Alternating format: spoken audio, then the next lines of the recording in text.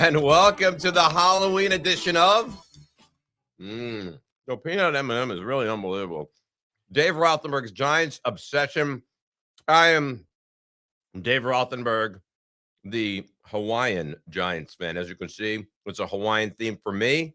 I walked in today and the guys were decked out in their costumes, and I want you to try to guess on this YouTube chat without even knowing, but knowing them from the show, how the guys might be decked out. I'll give you hints, systematic hints as we move forward in the first, say, 10 minutes of the show, and then we'll see if anyone's able to get, in fact, what they're dressed up as. So here's the thing. Let's start blind, and then every, 90 seconds, I'll give you a little hint. No, we won't start blind. I'm going to give you a hint right off the bat, okay? With Nico, you know, like the pyramid. You ever play like the $25,000 pyramid or watch that show? I love that show. By the way, we have a big bag of candy right here that throughout the show I will consume. So you watch the $25,000 pyramid, and they give kind of hints. They give a hint. That's what we'll do right now. Okay, ready? Nico is coach. We'll leave that for the first one. Nico, coach, and Steve. Okay. Steve, Yellow Brick Road. Yellow Brick Road. So I'll bring them on. I'll continue every minute or two. I'll give you another little hint surrounding what they're wearing. You'll guess, and then we'll bring them on at like 1:10. We have a busy show today. I'm Hawaiian Giants fan Dave Rothenberg. We've got Steve and Nico dressed up in the back room. Let you know what they're dressed up as in a few moments. But it is Giants Niners week. Now, this is interesting. And I've said this to numerous people all week long, and they kind of look at me like, really? The Giants and Niners people, and Nico, this is probably something you don't know, and you can't come on camera and spoil the surprise of who you're dressed up as, but the Giants and Niners used to be the equivalent of the Giants and Eagles, of the Giants and Cowboys. Growing up in like that impressionable age of being 10, 11, 13, 15, 17, there was no team.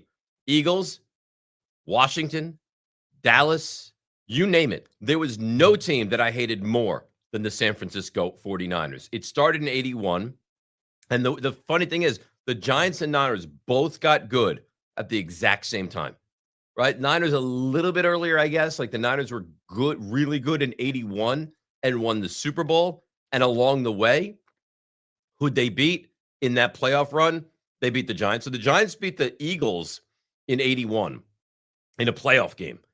First round, wild card. In Philadelphia, Giants beat them. Next round, divisional round, Giants go out to San Francisco, and they take on the Niners. Ernest Gray was the Giants' big star receiver at the time. And the Giants lost that game 38-24. And the Niners went on to win the Super Bowl. 82, no. 83, no. 84, I'm convinced they played again in 84. It must have been the Niners that beat the Giants again. Well, I don't remember this distinctly because the Niners went on to win the Super Bowl again. They were 15-1. Then 85, the Giants beat the Niners at Giant Stadium in a wild card game. Then they went to play the Bears, lost to the Bears. That was the game that Landata missed the punt, literally swung and missed at a punt because of a gust of wind. Giants lost that game. Bears win the Super Bowl. So the Giants beat them in 85. 86, Giants destroyed them. Montana got knocked out of that game. 49-3 was the final score. Lawrence Taylor with interception return, and the Giants dominated. The funny thing about that game is Giants crushed them.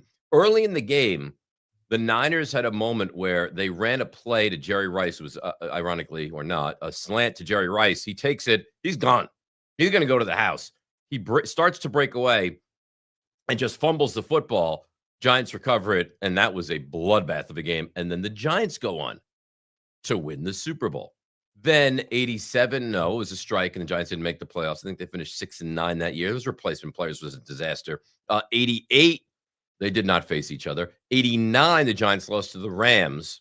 Although there is an 88 story I wanted to tell you quickly.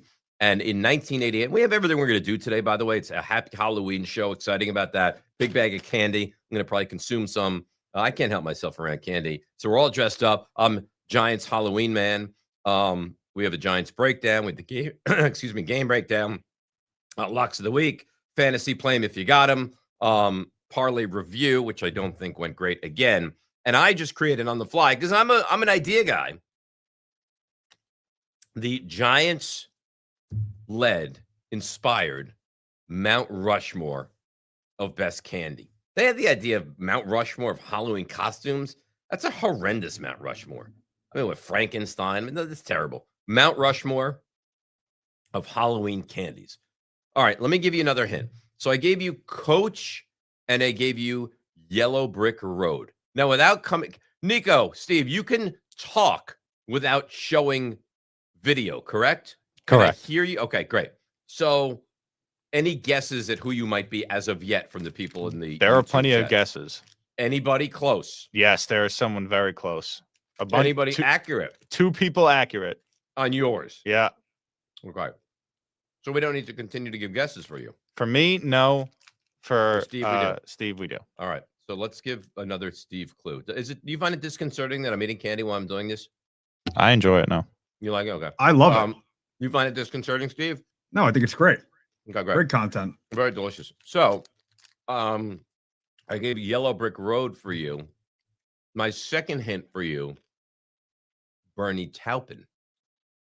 Bernie Taupin would be my second hint. So now you have Yellow Brick Road and Bernie Taupin as your 2 hints so far. Dave, you are giving wrong hints, by the way. No.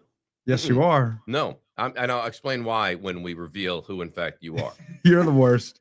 I'm not the worst. Okay. So with you, we have Yellow Brick Road, Bernie Taupin, and I have my next one in the holster, ready to go. All right. So let me go back. Nico, you agree without showing who you are yet, right? You agree that these are great hints for Steve, correct? I think they're really funny hints, yeah. Yeah. Okay. So 1988. Giants week 16, because there is no 17 games, there's no 18-week schedule, right? Giants 1988, last game of the regular season. They win and they win the division. They lose and there's a chance they don't get in. Played the Jets. And it's a Jets home game. And the Giants lose 27-21 at the very end. And Steve, I mean, this is going to make you very happy. Jets go nowhere, but they withhold the Giants from getting into the postseason. Al Toon catches a touchdown from Ken O'Brien with seconds left. Giants lose 27-21, and now they don't control their own destiny. But there's a game that night between the Niners and the Rams. If the Niners win and help out their arch rival Giants, the Rams are out, the Giants are in. If the Rams win, they're in, Giants are out. So what do the Niners do? They lay down. They lay down. They let the Rams win. And I was convinced of it as the day is long. The Rams beat the Niners. The Niners lay down. The Giants are out. And years later, as the day is long. You're cute. Years later, Ronnie Lott says, yeah, we had no desire to win that game. We didn't want the Giants in the postseason. So that's 88. 89, Giants get in. They lose to the Rams. 90. Now, mind you, who wins the Super Bowl in 88? The Niners. 89, the Niners. So how many years ago is that now? 30 plus years. We are on the verge of a three-peat. And what happens? It's the Niners and the Giants NFC Championship game, 1990 season, 91 calendar year. And it's right after the war in Iraq starts, and the country's on edge, and it's the famous Whitney Houston singing the anthem at the Super Bowl a couple weeks later against the Bills. And the Niners, before anybody's been able to do it, are on the verge of winning 3 consecutive Super Bowls. Well, the Giants go into San Francisco, and for me, this is the greatest game I've ever seen. The Giants beat the Niners 15-13. They run a fake punt with Gary Reasons. They knock out Joe Montana again. This effectively ends his San Francisco career. Leonard Marshall almost decapitated him. I think he broke fingers. I think he broke ribs on this play. It's a famous play where he rolls to the right. He has a guy open. He stops to throw the ball downfield. And from behind, Leonard Marshall just obliterates him and crushes him. Ball comes out. Niners recover. Steve Young comes in. Niners are up 13-12. In essence, running out the clock. They run the football. I think it's either Craig or Rathman. I can't remember. It might have been Roger Craig. Popped into the air, recovered by Lawrence Taylor. Down the other way they go. Giants kick a winning field goal. Matt Barr, 15-13. And the famous radio call is, it's over for the three-peats. It's over for the three-peats. All right, let's give another hint. Now, Nico, what are the guesses looking like? They've got you already, correct? Both guesses. Your guess, your Steve joke is in. That someone has guessed it. Well, I don't and think someone it's a has joke. guessed. So the last one I was going to give for Steve was going to be, so we gave Yellow Brick Road, Bernie Taupin, Tiny Dancer. Okay? Yellow Brick Road, Bernie Taupin, Tiny Dancer. Nico, what have people guessed for you? People have given. Let me go with the wrong one first. You have some wrong ones? Yeah, I have one wrong one. I'm still eating peanut M&Ms, by the way. Yeah. Phenomenal. Let's see what we got. A bunch of people got me off rip. I think your guess was a little bit too easy. Your little hint. The coach was too easy. It was a little too easy. So they got you. Yeah. Who wants Skittles on Halloween, by the way? Why did you buy? Look at, and everything is Skittles. Skittles. Nobody wants all the Skittles. Every time I read you, Skittles, Starburst. Nobody wants this. These are not candies that you consume on Skittles, Starburst. Nobody wants the. Every time you look at Starburst. Nobody wants these. I'm infuriated right now. All right. Present yourself right now. Let everyone see your beauty. Just right me now. or both? Just you. Just you. Let's see as we rifle through. It's Starburst. It's there you are. He is Brian Dable. Now it's a good thing you got this out of the way now because we didn't know that you're gonna be able to wear this outfit next year, right? We're uncertain. Well, yeah, that's why I wanted to get it out of the way now. I was thinking about doing a Gruden as the Giants coach, but I went Dayball. I think the bald cap works for me. This is Starburst. This is unbelievable. I mean, they've never tried to unload Starburst any better than. No, there's another peanut M&M. Finally, you get to. All right, so I've given the hints. Yellow Brick Road, Tiny Dancer, Bernie Taupin. What are some of the guests coming in for? People have gotten him. People they got the joke one, yeah. Or it's not a joke. It's not a joke. So they got the fact that he is, in fact, let's welcome him in, Elton John. All right. Elton John. Elton John. What? I'm not Elton John. Well, obviously you're Elton John. No, I'm Ric Flair, baby. You just think I'm Elton John. No, that's not. Nico, come on. Nico. That's not. Elton exactly John what I is said. a champion. That's not. I mean, those are Elton John's glasses. That's Elton John's hair. He's wearing no shirt underneath this, by the way. What? He's wearing no shirt underneath this, by the way.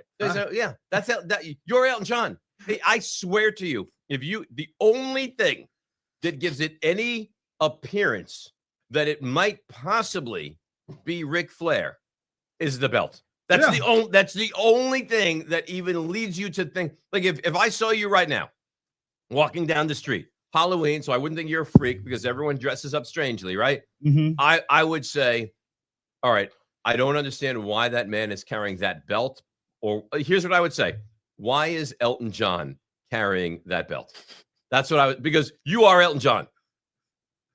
No, I'm not, man. I'll be quoting Ric Flair throughout the whole time. I want to challenge it.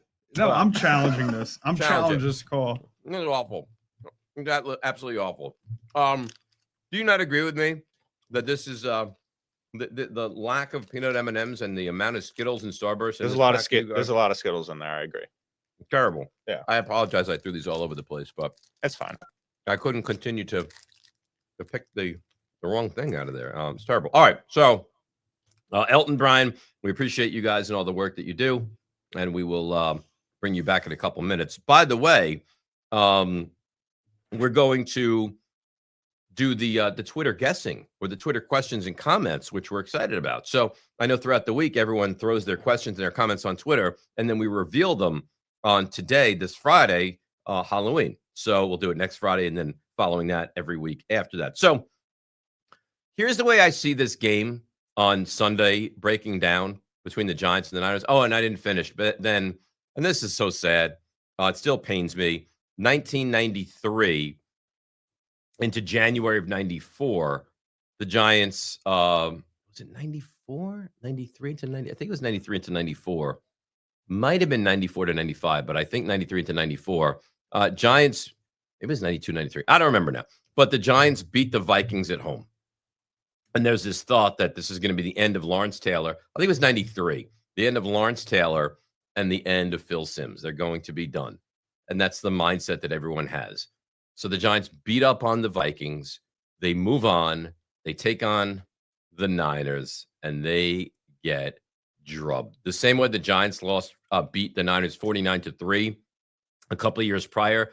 They lose that game 44-3. Ricky Waters scores 5 touchdowns.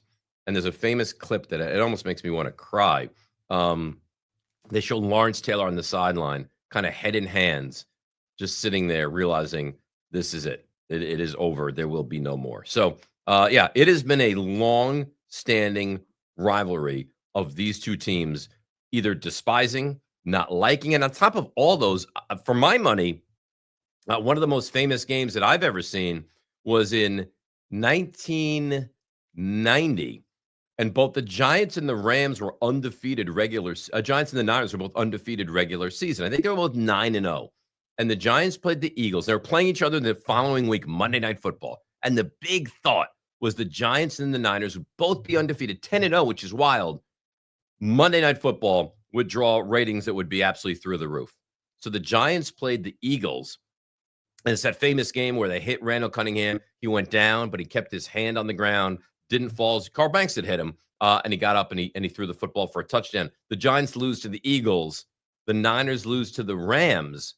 Then they play each other, each with one loss. And it was a great football game. Monday Night Football. The Giants lost that game 7-3. Imagine that now. 7-3 is the final score. And at the end of that game, Ronnie Lott and Phil Simms literally went face mask to face mask, nose to nose, jawing at each other. And the Niners got the laugh there. They met again in the postseason, ending the three-peat. The Giants got, in fact, the last laugh. So now we fast forward from then to here, 35 years. Isn't it amazing? Like, I know the kids that work on the show, Nico and Steve, they have no recollection of this. It's amazing to me that, like, vivid memories. Giants and Niners, those games are 35 years old. I'm telling you, I'm going to be that 88-year-old guy who's sitting in a rocking chair back and forth, being like, I remember back in 90 when the Giants and the Niners went at it. I promise you I'm going to be that guy. Anyhow, what do we need to see from this incarnation of the New York Football Giants? Now, I'll tell you what, the defense from the 80s and 90s would weep at what the Giants defense is right now. The Giants are not going to have Paulson Adebo. The Giants are not going to have, it looks like Cordell Flott, very unlikely to play. The Giants are not going to have Art Green. You know it's bad when you're sitting here going like, oh, even Art Green's not going to play. So your number one corner, people, your best corner you have bringing to the table against the Niners for this game, Deontay Banks. That's to show you how bad, in fact, it is right now. So what do the Giants need to do? Now, it looks like Javon Holland is going to come back, thank God. What the Giants need to do, they have to. You implore how important it is. They have to get to the quarterback. So Dexter Lawrence was called out by Carl Banks this week. Between Carter and Dexter Lawrence and Kayvon Thibodeau and Brian Burns, they have to get to whoever the quarterback is. Mac Jones, Brock Purdy, that's irrelevant. They have to get to the quarterback. Because if they don't, being that Deontay Banks is your number one corner, you're going to be in massive trouble.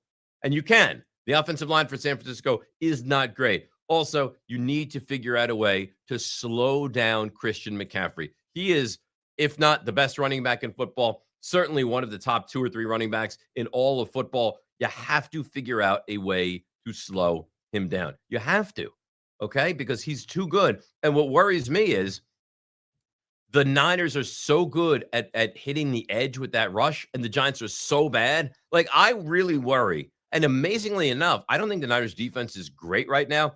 I think you have a real chance to have, I don't want to say a shootout because I think that's a bit much, but you have a real chance to have a somewhat high scoring game, which you wouldn't ordinarily think. You would have thought that the Giants defense would be better and the Niners defense would be good. And you're looking at something like you hit 20 and you're going to win. You might have to have 30 to, in fact, win this football game on Sunday. So the Niners present a lot of problems because they can move the football. Now, George Kittle, I mean, it doesn't matter what tight end you are. Even if you're like an average tight end, you're going to go off against the Giants. If you're a good tight end, like Dallas Goedert owns the Giants. They can't control Dallas Goedert. You can't control Goddard. What the hell's going to happen with George Kittle? And not only is George Kittle an elite receiver as far as the tight end is concerned, he's also a really, maybe even a better blocker than he is a receiver. So that's a problem as well. What I need to see the Giants slow down the running game. I need to see the Giants get pressure on whoever the quarterback is going to be for the Niners. And I desperately need to see the Giants control the football. But now it's your first post-Scatterboo week. So what does that look like? I think they'll be okay with Tracy. I think Tracy's at worst a garden variety running back, at best pretty good. He's a home run hitter, I'll tell you that. Like, he's more of a home run hitter than Scatterboo is. Scatterboo's not going to take it 25 plus yards to the house. Tracy has that in him. Now, he's not as tough. He's not as physical. He's not as violent, but he's good. He's definitely a plus running back, I would say. All right.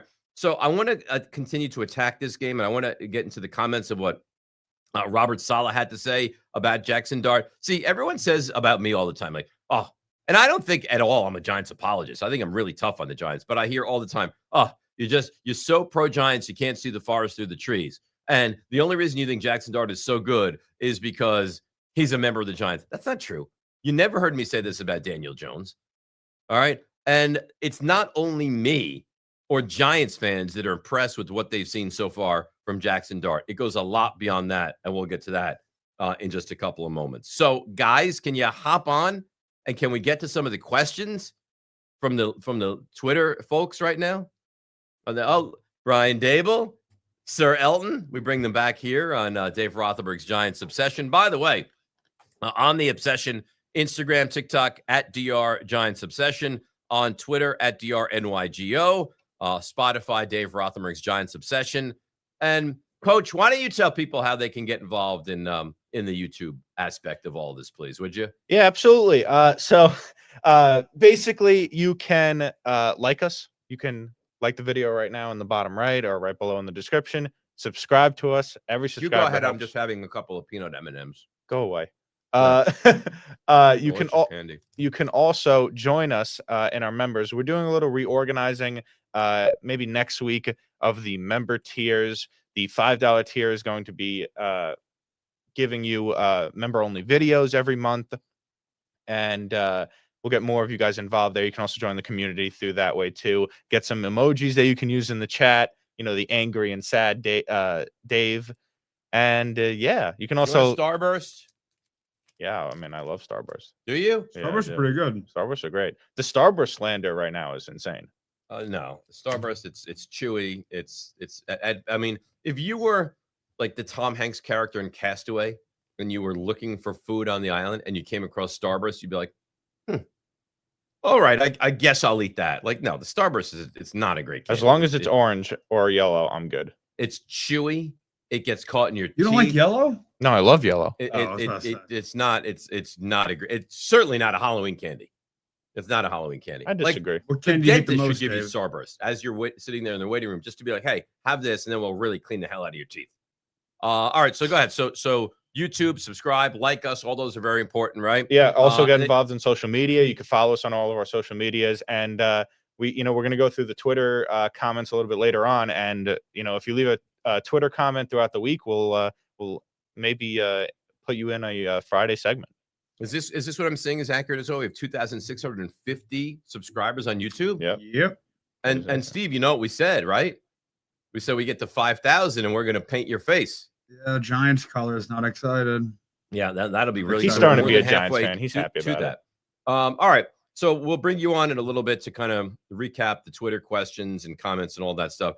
So we'll say goodbye to Sir Elton and Coach for a moment. The parlay review. Now, this is upsetting, but the parlay review from last night's game. We went 2-2. I think we went 2-2 last week as well. You know what the funny thing is? Of the 4, and this is my mess up, and I cost you guys another $100. So let's keep tabs of this right now. If you're going $100 a wager so far in my parlay bets, you're $200 in arrears, and I apologize for that. But the Ravens' money line was easy peasy, right? 28-6 final, really a non-competitive game. Tua over 216.5 passing yards. That was fairly easy as well. He hit a couple deep passes and clearly and somewhat easily went over the 216.5 yards. So right there you say, oh, they're 2 for 2. But my misstep, and the one that I feel guilty and may keep me up at night, is the Lamar anytime touchdown. And I'll tell you why. Because I didn't realize, but in watching that game, and I noticed it early on, Lamar's not 100% healthy. He's just not. So my thought was you'd get goal line Lamar or 10-yard line, pressure from the outside, up the middle, Lamar. And you didn't get that. He had 5 carries for 14 yards, and sadly, he did not cross the goal line with the football. The one that it didn't hit, but I don't really feel awful about it, is the Mark Andrews. He had 2 catches. He had 2 touchdowns for 22 yards. So he just missed the 27.5, but he was really right there. And I feel badly about that. But the one that really pains me is Lamar, because you could see that he's still compromised. And he got better as the game went along. And I thought he got kind of more athletic as the game went along as well. But yeah, it was certainly not ideal. You didn't have the fully athletic Lamar Jackson, and I should have known better. And for that, I failed you. And Hawaiian Dave apologizes to you. Okay, so I wanted to get to this, and it's about what Robert Saleh said. I want to read you a couple of quotes, okay? And I've heard a lot of, you're only believing in Jackson Dart because you're a fan of the Giants. And to be sincere, that could not be further from the truth. Honestly, it couldn't be, because from what I've seen in 5 games, the worst he's been, the absolute worst he's been so far, is that game against New Orleans. And even in that game against New Orleans, where he, and I'm not defending him, he was not great. He still did good things.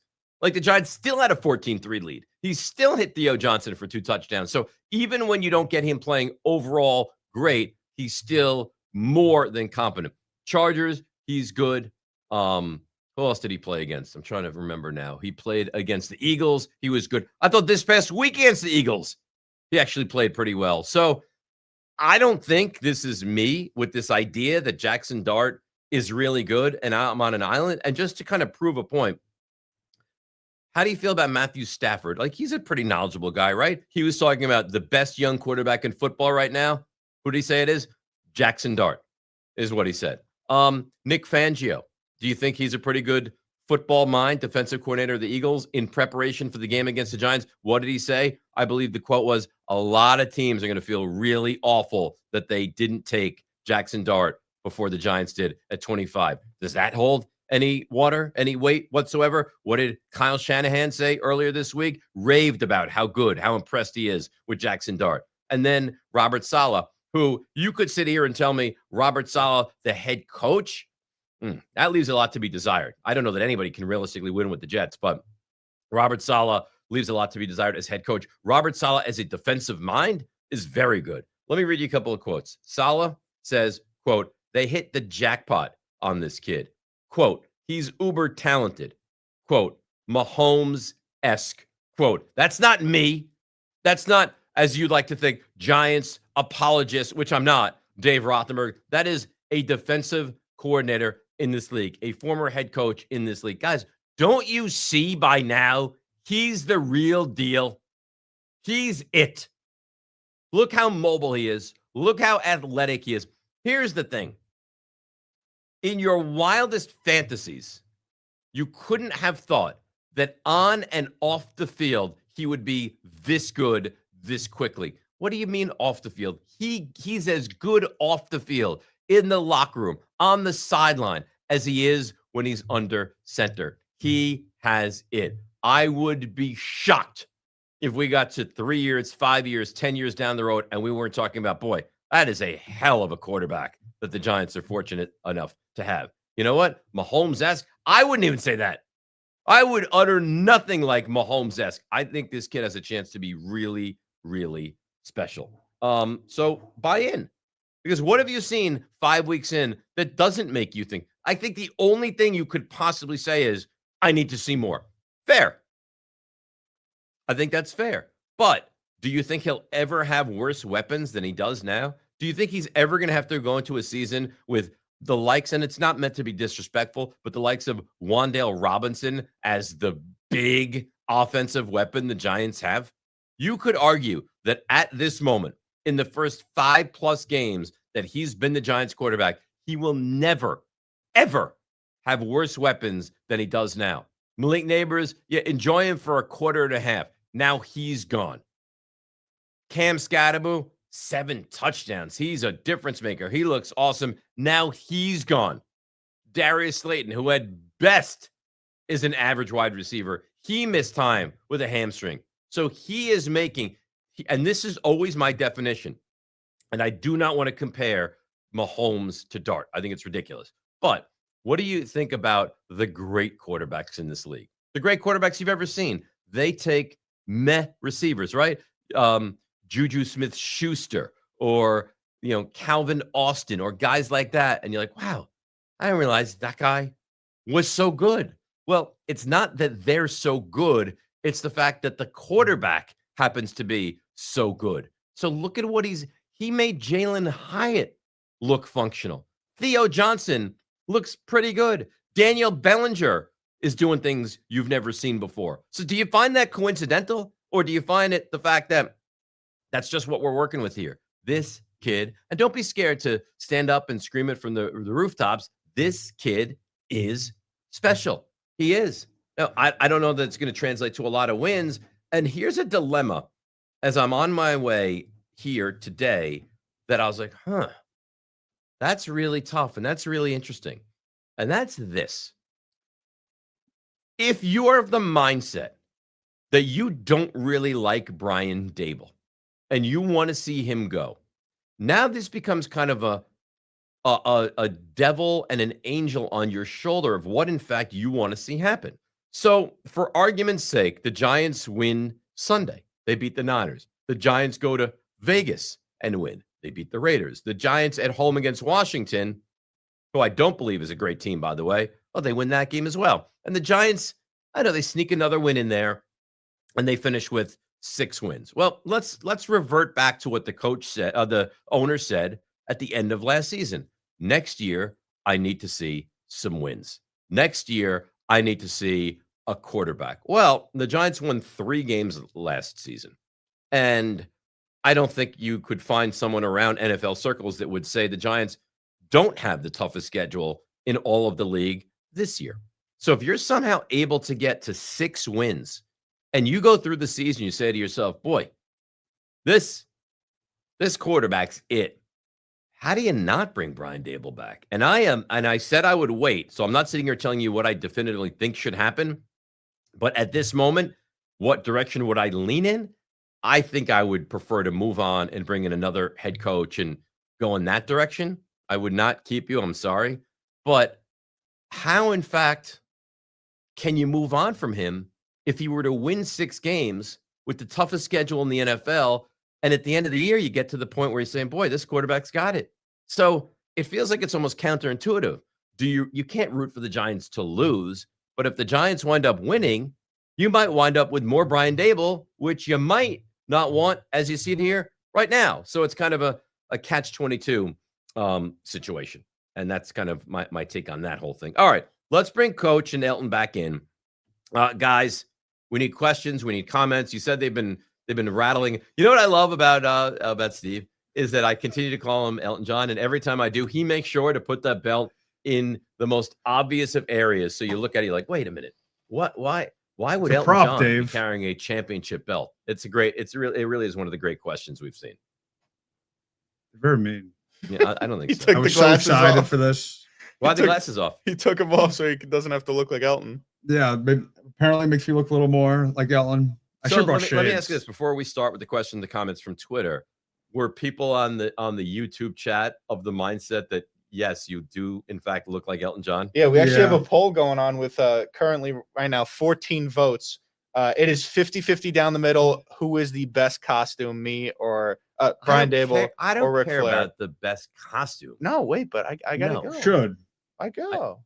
No, I don't care about the best costume. What I care about is people think that he looks like Elton John. over Everybody Ric thinks Flair. he looks like that. Was Everybody believes that you're Elton everybody John. thinks he looks like Elton John. Then that will allow me to sleep really well tonight. That's all I needed. All right. So go ahead. Questions, comments. Let's rifle them off. Have at it. Just zero there playroom 0 Elton John in all caps, just so I could push that forward. Yeah, no, I mean that's a narrative that. Well, I mean, let's be honest. If you look at him and you don't think Elton John, you could tell us that. But if you look at him and you see Elton John, you definitively have to tell us that as well. Let me reach in and grab more Starburst out of the bag. Starburst. Dave, what candy do you Starburst. hate the most? Is it Skittles? Starburst. What? What candy do you hate the most? I don't like candy corn. I think that's Really? That's Yeah. absurd. I love candy corn. It's fantastic. I Well, if love I run into candy. any candy corn, I will. Are you a chocolate guy? Yeah, only chocolate, really. All right. See, as evidenced by my peanut M&Ms. We have a Another comment bag. coming in from best friend of the show, should I say? Who do you think that is? The Moloko Velasquez. It is the Moloko. Oh, yeah. Velasquez. Dave, who's the biggest draft bust in New York Giants history, and where does Evan Neal rank? Note, I don't consider someone like David Wilson as a bust since he had a career-ending injury. Right, he had the neck injury. Boy, I'd have to really sit here and go through it. You know, why don't we do this? Why don't you guys ask another question? I'll bring up the Giants draft history because I don't want to do that flippantly. I want to spend a minute kind of looking at the draft history before. I mean, Homer Jones back in '65 certainly wasn't great. There's going to be guys. So let me look at the Giants draft history. Evan Neal's certainly up there, and then I'll get back to you. So Eric Flowers, off the top of my head, has to, I mean, a massive draft bust, but Derek Brown, the tight end, first round pick was a massive draft bust. But go ahead, ask me another question or two, and I'll look at Giants draft history. We have another comment coming in from the David Carlson. Yeah. Dave looks like a high school math teacher trying to look cool on Casual Friday. I don't find that entertaining at all. And I don't appreciate Sir Elton John to be laughing at that whatsoever. I think it's nasty, to be honest with you. All Thank you, David. We Oh, also here's have another one. We also have another comment from I am Gerald. I'd rather have Carlton Banks at corner. Yeah, no, Dante Banks is bad. Here's another one. This is a beauty of a miss. Kadarius Toney was just a massive miss. Super Bowl champion. Stop it. Evan Ingram wasn't good. Oh, here's an I mean, you don't have to go far back. Eli Apple was a massive miss. Eric Flowers is the 9th pick in the draft. I don't put David Wilson up there. I don't put Prince Mukamara. Jason Pierre-Paul was a good pick. Akeem Nicks was a good pick. Kenny Phillips was a good pick. Aaron Ross was a capable pick. Matthias Kiwanuka didn't have a first rounder in 05 off the Eli trade. William Joseph was serviceable. Jeremy Shockey. Continue along. I'll keep running through here, and I'll let you know. But I think we've already given you a couple of really, really good ones. What else do you have? And I have another. Oh, here, this would have to be there. 1996, I believe Orlando Pace's draft. In a draft that was 4 deep, the Giants picked 5th, and they took a guy that was blind in one eye, Cedric Jones, defensive end, I believe out of Oklahoma, and he was absolutely awful. So right now, going back to 96, he'd be the leader in the clubhouse. Continue. We have one coming in from this is from Louis Marcone. Marcone. Yeah, and Louis Marcone, by the way, is an ultra member of Dave Rothenberg's Giants He Obsession. is absolutely. I met him actually the other day. And good guy. Yeah, he's little- a chill guy. He loved the show. Really? Massive fan. Yeah. Massive Giants fan as well. Yeah. Does he? massive. Here's the question though, Elton. Does he love the peanut M&M? Does he love The peanut I M&M. love how he keeps Who's calling- Ellen? who's Oh, you're calling- talking. Oh, me, Ellen. Yeah. So, member of the show, Banks had a lot to say about Dex, and he was spot on. Did you see his comments about Dexter Lawrence? Did I? Yeah. We talked about it on the show. No, I know, but did you see it in depth? Like what else he had to say, and Dex's response to him too? Of course. Okay, sure. Well, I don't understand. How do you think you would do the Giants obsession? And you'd say to me, "Did you see what Carl Banks had to say about Dexter Lawrence?" I'd be like, "No." Can you inform me of what happened? Of course, I saw what happened. I want your opinion on Dex's response. I gave my opinion. I thought saying that he's lost respect was a bit strong, and he said it numerous times. He said nobody respects you. Nobody respects you. I didn't like that. I think that he's right as far as Dexter Lawrence is not playing at the same level of football, same brand of football that we've seen in the past. But I think what Banks said went a little bit far. I'm very interested to see, by the way, what version of Dexter Lawrence you get this week, because I have a feeling you might get a real problem if you're the San Francisco 49ers. Yeah, I think so too. A real problem. Have I told you how much I really enjoyed the peanut M&M? You have. It was delicious. Yeah, you have. All right, what else you got? We're gonna go to some Twitter graphics now. We'll go some. We have 3 Twitter comments that we've collected throughout the week, and we're gonna go from now. Let's see, from Big Blue Wrecking Crew. Are you going to try to read this? Is that what's going to happen here? Do you want to read it? No, I want you to read it. Okay. I enjoyed Hi, that Dave. now. Shanahan is an extremely smart head coach. How do you feel about the Giants catching the 49ers off guard with some kind of gadget play on Sunday? The last one I remember the Giants doing was the touchdown pass from Beckham to Barkley versus the Bears in 2018. Yeah, I don't remember the Beckham to. I remember a play against the Carolina Panthers, which I think they lost on a long field goal by Graham Gano of all people. I don't remember the one against the Bears, but yeah, I think Shanahan's a really good head coach and a really smart head coach and a really good offensive mind. A gadget play, I'm not opposed to the gadget play. Do I think you catch them off guard? I mean, if it's a well executed, well run gadget play, you certainly have a chance to catch them off guard, and I'm not opposed to that. I don't like to just do it for the sake of doing it, and I don't like to do it if things are working well. But if you're in a spot where you could use a little bit of kick in the pants, yeah, I'm not opposed to the gadget play by any stretch. Absolutely. What else you got? We have another one. A little hate on our Twitter coming in. Giants fans are trash. Look at the nonstop whining after a blowout yesterday. Total trash team, and they never stop yapping. Coming in from Design to Build One. Yeah. So that's someone, and I hate to call him out like this. He just doesn't really enjoy his life at all, and he's taking it out on the. No, I'm serious. That he's taking it out on the Giants fans. So obviously, my thought would be that that's an Eagles fan. All right, and he's unhappy because he probably either lives in his mother's basement or can't get a girlfriend or something like that, and he's taking out. Did we sit here and tell you that the Giants did not lose that game because of officiating? Designed to Build. That's exactly what we said to you. So you're a big baby, and if you're an Eagles fan, why would you have any care in the world about what the Giants are in the process of doing or complaining or anything like that? Be better. What else you got? One coming in from Michael J. The tush push is more of a problem every week. I don't know what that means right there, but It says lost chistist call. yeah. No. And the interference call joke. Not saying the Giants win, but should have been a closer game. I agree with that. The tush push is a major problem. They need to get rid of that. It's not okay anymore. They have no idea how to officiate it. Nobody's going to a football game hoping, you know what I'd love to see? Hey, Steve, you know what we're going to see today when we go to the Giants game? What, Dad? What are we going to see? We're going to see Jalen Hurts get pushed into the line by running backs and tight ends from behind him. It's going to be a glorious play. And on top of that, the officials, see the guys in the black and white zebra shirts? Yeah, Dad, I see that. They're going to have no idea what they're doing. So if you rip the ball out of the hands of Jalen Hurts, we don't know. They might call it a fumble. We might call it a first down. Maybe there'll be a midfield. We'll call it a touchdown. We have no idea. If a guard happens to leave early, that's probably fine because we're not going to call that either. Get rid of this thing. Here's how I see it. I would be stunned if this were not the final few weeks of this stupid play, and enjoy it now because you're not going to see this thing in the future at all. Is that it on the big Twitter comments and questions so far this week? Yes, it is. Okay. All right. So I wanted to bring the fantasy aspect into the show.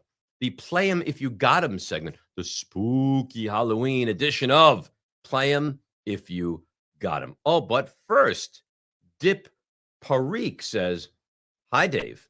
I just want to say I love your morning show with Rick and team, and it's helped me go through, get through maybe depression when I was struggling. I love watching your show and laughing. Let's go Giants, baby." Well, and I mean this sincerely. A couple things. Firstly, I can't tell you how humbling it is because what we do, it never seems. Leave that comment up, by the way, while I kind of talk through here. It never seems what I do both on this and on my radio show. I love doing it. It never feels like it's that important, right? Like I'm talking sports and we're making fun of, Rick's whatever and my obsession with the Giants and RJ, and then you get people that reach out like Dip and he says, I was going through a really awful time and in just listening to the show and having some consistency in my life through you guys, it helps me. It's unbelievable to hear. So honestly, Dip, I hope you're doing better. It sounds like you were when you said you were struggling. So hopefully you're past that point. And I'm happy we get to do this for you. And I hope that this doesn't go away. And I appreciate you getting involved in the super chat and donating a little bit to this YouTube show. So let's get to the fantasy aspect of things and give you 3 guys at every position that I think are very startable this week. And again, I just want to make this clear. I could give you Patrick Mahomes. I could give you Josh Allen. I could give you, the Dak Prescott. That's lazy. I'm not going to give that. I'm going to give you guys that you can make you think. I'm going to give you guys that you're like, oh, I can start him in a pinch and get by. That's what this is. This is not Captain Obvious where, play the Lamar Jackson last night who gave you 4 touchdowns. It's not that. It's the opposite of that. I'm in a bind. I need a quarterback. Where do I go? Now, full disclosure, I've given you Caleb Williams 2 weeks ago, and it was not very good. Caleb Williams last week, and it was not very good. Caleb Williams now goes up against the Bengals. If he doesn't produce for you this week, you can drop him. And I mean, like, if you don't get 20-plus points from Caleb Williams this week, move on and be done. But I think he's a really good start this week. Jackson Dart. I'll explain why with Jackson Dart. He's good for 50 yards rushing. That's almost a free touchdown. He's going to give you probably 2 touchdowns and throw for 150 to 200 yards. So let's think about that. Let's just say low end, he's going to throw for 150 yards. All right, that's 5 points depending on your league, about 5 points. Say he's going to run for another 48. That's another almost 5 points. So now you're sitting here at 10. Now 2 touchdowns, that's either 4 per 18 or 6 per, that's 22. I'm now providing for you 22 points from a quarterback who's kind of a plug and play. That's good. And this guy's good. And I know it pains Jets fans to hear it. Sam Darnold, they're going to have to score points. Right? They're on the road. They play better on the road than they do at home. He has the elite receiver in the NFL right now in Jackson Smith and Jigba. I think Sam Darnold is very, very safe to play this week. All right. Bring up the running backs, if you would. Tyrone Tracy. Now, are you going to get 30 points from Tracy? No, but Tyrone Tracy is going to give you 3 catches for 27 yards and 62 yards rushing, and hopefully he gets into the end zone, and you add it all up, and you say PPR, that's 3, and another 3 is 6, and a touchdown is 12, and 6 yards. Now I get 18 or 17 from Tracy. I think you should feel really good about playing him this week. Josh Jacobs. Josh Jacobs doesn't look great right now, and watching last week against the Steelers, he wasn't great. But here's the thing. He scores every week. He's going to get into the end zone every single week. So I know that the Carolina defense, what they actually do very well is slow down the run. So he might not give you 130 yards rushing, but a couple things. A, he's going to score you a touchdown because he always does. And B, he's going to catch you 2 passes for 30 yards, which all of a sudden is another 5 points. So if I give you nominal rushing, but a touchdown and 5 points in a PPR league, you're getting your worth. And Kamani Vidal. I mean, he gave you a massive game last time out. Tennessee's not very good. Jeffrey Simmons is probably not going to play in this game. And I look for another good week from Vidal with the Chargers because he is now the bell cow back for LA. Receivers, Daniel Jones has turned Michael Pittman, or maybe Michael Pittman has turned Daniel Jones, but that offense is rolling. Pittman is a really good receiver. He's the number 1 receiving target. Ty Warren might be the number 1 overall target, but as far as receivers concerned, it goes Pittman over to Alec Pierce. I'm sticking with I will die on the Bears Hill, and that will be Roma Dunze. The Bengals defense, it's not bad. It's like all-time legendary bad, them and the Cowboys right now. Dunze has to have a big game. And Chris Olave, and you say, Chris Olave, really? The Rams are going to score points against the Saints. The Saints are going to get a lot of garbage time stuff. So I like Olave in that situation as well. And lastly, the tight ends here. Tucker Kraft coming off a massive week. I mean, had 2 touchdowns, well over 100 yards, a massive. I think he had 30 points at the tight end spot. And here's a guy that was taken too high in the regular draft, but is now producing, and that's Kyle Pitts. He's a good check down option. He's a real part of that offense.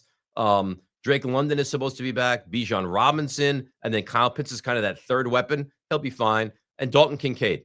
For Buffalo to move the football, because their receivers are not great, for Buffalo to move the football, they have to do so via the passing game. Kincaid is a big piece of that game, and I think you'll get a pretty good game from Dalton Kincaid as well. So let's wipe that away. I appreciate that. We'll get to your comments and your questions in just a moment or two, but I want to get to the 3 things that I predict for this game on Sunday at 1 o'clock at MetLife Stadium. Number 1, CMC. They don't fear using him, right? There's some teams that you look at and like, oh boy, we don't want to give our bell cow running back 25 touches because we just don't want to wear him down. The Niners don't care about that at all. The Niners will let him touch the ball 30, 35 times if they need to. So between rushing and receiving, you can mark this down. CMC will touch the ball 25 plus times. The offensive line for San Francisco, this is a weakness there. It's not great. It's really not. The Giants should be able to get to the Niners quarterback, be it Jones or Purdy. Looks like Jones now may change by the time we get to Sunday, depending on the toe of Brock Purdy. They will get to him, I would think, 3+ times in that game. And don't be surprised if Dexter Lawrence is one of them. And Jackson Dart, rushing, receiving combined, will go for 250+ yards. He's the goods. He's played well. There's no reason to think that changes. So again, CMC, 25+ touches. Giants defense gets 3+ sacks. And Jackson Dart goes for 250 plus rushing and throwing yards this week. Guys, do we have any follow-up questions, comments that people are throwing up on the YouTube chat so far today? Yes, we do. Oh, Sorry. Coach, Sorry. what do you have? Hang Hang on. Before I address you, it's great to make your acquaintance, Sir Elton. It's really lovely to meet you. And all your music has really made me get through tough moments in my life. So thank you for everything you've What's done. your favorite Elton John song? Oh boy, I mean, Tiny Dancer's so good. Yeah, You know, banger. there's so many. It honestly, and I'm being sincere when I say this, like it'd be hard to choose. Elton John. I'm Still Standing is my favorite. Well, it's a great song. Rocket Man. It's a great song. You don't want to Rocket perform a Man's rendition of "I'm Still Standing" before we go with it. Please You want me to? Would you? don't stand up. Could I offer you would. many, That shirt many might- But then Starbursts we'll as get- payment. We'll get copyright because it's so good. So I Yeah. can't do that. All right, Coach. save. What do we have as far as questions and comments are concerned right now? Coming in from Billtron 182. Dave, who would you start? Josh Allen or pick up one of the quarterbacks you recommended? No, Josh Allen. Come on, that's a no-brainer. I like Dart. I like Caleb Williams. But Josh Allen is. I mean, you could argue he's the best quarterback in the entire world right now. No, Josh Allen. And plus, they get to the goal line. He's going to be the guy that puts it in. No, Josh Allen, and it's not really close. By the way, You're welcome, by the way, for molding him into the player he is today. thank you, Coach. We really do appreciate that. By the way, just a little information. Everyone loves the Chiefs this week. In the regular season, Patrick Mahomes has never beaten Josh Allen in Buffalo. So just keep an eye on that for this game. All right, what else do we have? One more coming in from Louis Marcone. Dart is a Did he better. say it right there, Sir Elton? Nice. Dart Well is a done. better version of Baker Mayfield. Okay. Do you think that? And you might be right. He's a bigger version of Baker Mayfield, but he's got the same elusiveness. He's very skilled in the pocket. He has a good arm. He's a winner. I think that's a good comparison. And tell me right now, you wouldn't sign for a better version of Baker Mayfield. I think everybody would sign for a better version of Baker Mayfield. All right, you guys stay there. Sir Elton, Coach, hang on. I created on the fly, because I'm an artisan, my Mount Rushmore. I don't need graphics. I don't need any of that old school stuff. My Mount Rushmore of Halloween candies. You ready? Okay, here we go. You put it in the freezer. You take it out of the freezer. You open it. I already know. Snickers. It doesn't get. I mean, I thought you were going to go clearly- somewhere different. No, it's right there on the Mount Rushmore of the great candies known to man, the Snickers. We start there. We move on to the peanut M&M. I hope so. It's crunchy. You've had 10. I've had 4 mini packages of the peanut M&M. It's crunchy. It's delicious. It lingers. It's not unhealthy because peanuts are vegetables, and that's good for you. The peanut M&M is a delicious, delicious treat. And then we go, speaking of a nice crunch with your candy and a cookie involved in a chocolate product, if you don't love the Twix, you're not living a good, clean life. Are you a right or left Twix guy? I either. What does that mean? The right or the left Twix. It's like the thing they do. I'd never heard of that. I'm not interested in that. I enjoy both Twixes. One's made with the caramel below the, that pretzel thing, and then the other one is made with the caramel above it, I believe. I don't know about that. I don't care about that. I like it both ways. I like it either way. I don't even know which way I prefer it. I love the Twix. I absolutely love the Twix. And lastly, and these are all on equal footing, but this one might be in just a little higher than all the other ones on the pecking order, and that is the Reese's Peanut Butter Cup. Yeah. If you had to induct a candy right into the Hall of Fame, it would be a first ballot. It would be like a Vince Lombardi into the Hall. That's the level of which I value and respect the Reese's Peanut Butter Cup. Yeah, I think that's a great list. That's a great list. The first one where you said, as soon as you said put it in the freezer, I thought you were going to go Malamars, but I don't consider a Malamar to truly be a candy. Oh, it is. It's a marshmallow. No, what is it then? I think it's more of a cookie. Yeah, the Malamar I look to be more of a cookie. It's mostly chocolate and marshmallow. I'm not saying you're wrong. I'm just saying that I consider it to be more of a cookie than a candy. But that's fine. Who doesn't love a good Malamar? I think it's across the board. So other than you maybe would put in the Malamar for the Snickers, everything else you're in agreement with? I would also put throw Kit Kat in there. My Kit Kat. Kit Kat's my favorite. Kit Kat's delicious. Yeah. You can't go wrong with Kit Kat. That would definitely be on my list. It's terrific as well. All right. Well, listen, Coach, Sir Elton, thank you for your service, and we'll see you next Halloween. Great job. Bye. We'll see you next year. Yeah. Both of you guys. All right, don't eat too much candy. You go into some kind of a diabetic coma, because that would be very unfortunate. But I think things to look out for this week. How can the Giants do anything to slow down the Niners' running game? Can the Giants get massive pressure from their front four? Because Dave, we got one more thing we got to do today. What else do we have to do? You got to do your locks. Oh, my locks. So here's the problem. I don't think you put the locks on the rundown here. Well, we're doing them now. Bring up the locks. All right, so we're sitting here at 10-14 on the season. But I got 3 winners for you this week.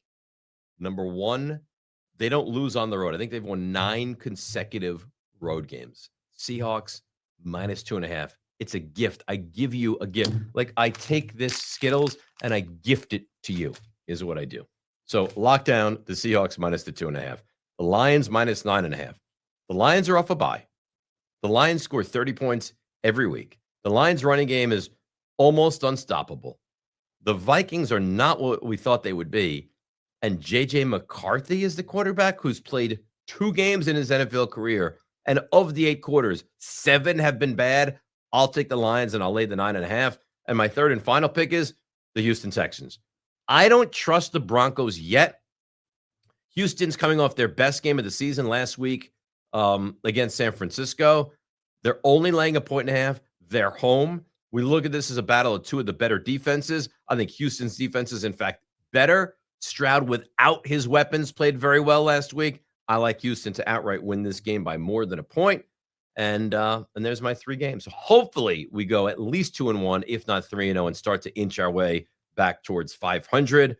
And now that is basically that. So again, what do the Giants need to do? Slow down McCaffrey on the ground, get pressure on the quarterback, control the clock, hit the big play, and let Jackson Dart continue to do what Jackson Dart does. Okay, we will be back Sunday night right around 7:30. But follow us on our socials, on Twitter at DRNYGO, on Instagram, on TikTok at DR Giants Obsession, and we'll update you on the exact time of the kickoff of the show on Sunday. But we'll do this all over again Sunday night. Quick wrap-up show, anger, sadness, excitement, joy, whatever there is. That's Sunday night, Monday, 1 o'clock Eastern, Wednesday, 1 o'clock Eastern, and Friday, as always, 1 o'clock Eastern as well. Enjoy your Halloween. Be safe. Look out for those candy apples. I wouldn't trust anybody handing those things out. Have a great weekend. Until Sunday night, this is Dave Rothenberg's Giants Obsession. So if you like that live stream, check out this video or the other live streams. And of course, don't forget to subscribe.